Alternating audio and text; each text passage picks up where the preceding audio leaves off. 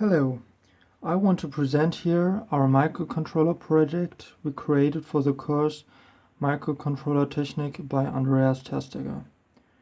Our project is a tuner for guitars and other instruments running on the MSP432 Launchpad by Texas Instruments with the educational booster pack MK2, also by Texas Instruments. Now let me demonstrate the functionalities. First of all, with these two buttons here, we can vary the concert pitch used in a range from 430 to 450 Hertz. It's the number on the left upper corner. It is default to 440 Hertz because it's a default. It's used mostly by most people, and now I will take my guitar. It is currently tuned in flat tuning.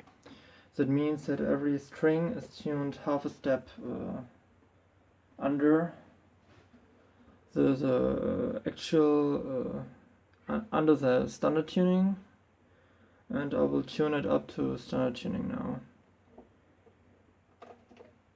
I'll start with the deep E string.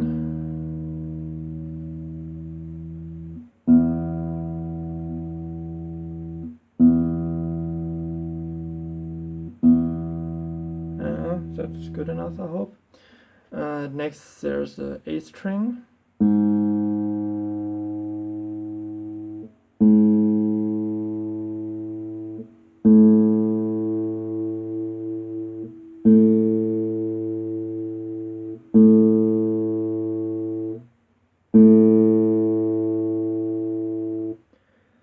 The next string is a D string.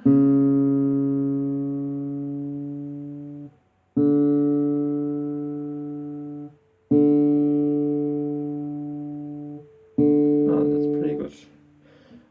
Next, G string.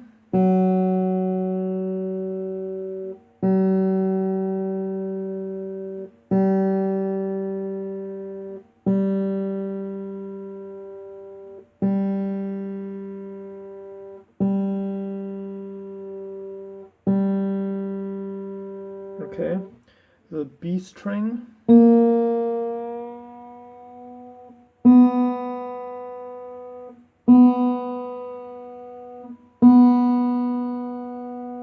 Okay, and the high E string.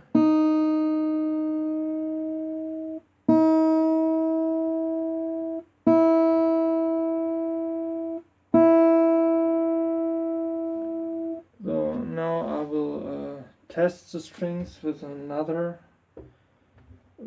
guitar tuner to verify our tuning.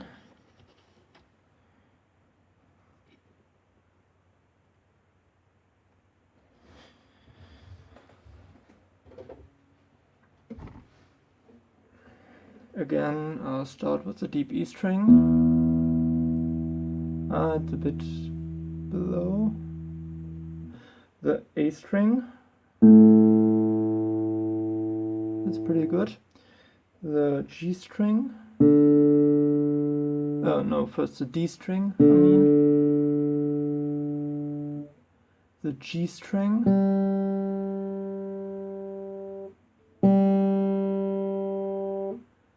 The B string.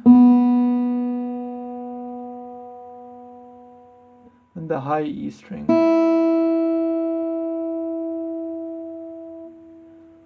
Well, it's not that precise as this tuner, but it's well enough, I think. As you probably noticed, the higher tones, the higher frequencies are a bit better.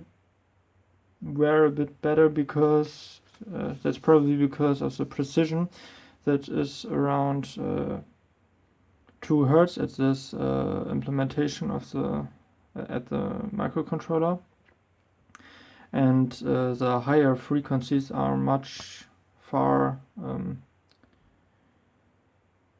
have much more space to the next one.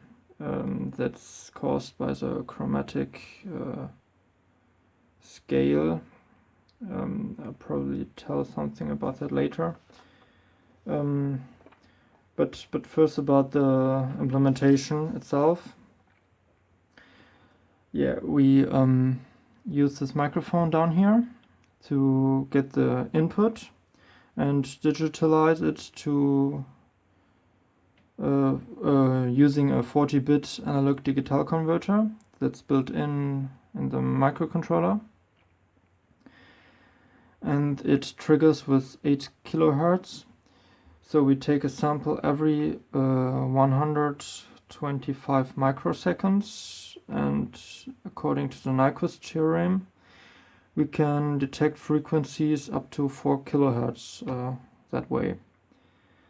So 4,096 of these samples are passed to the fast Fourier transformation at a time, and it splits the input signal into frequencies, into its frequency parts. And I have a picture here, an image to show it.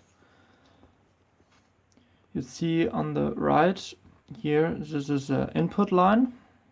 The input, its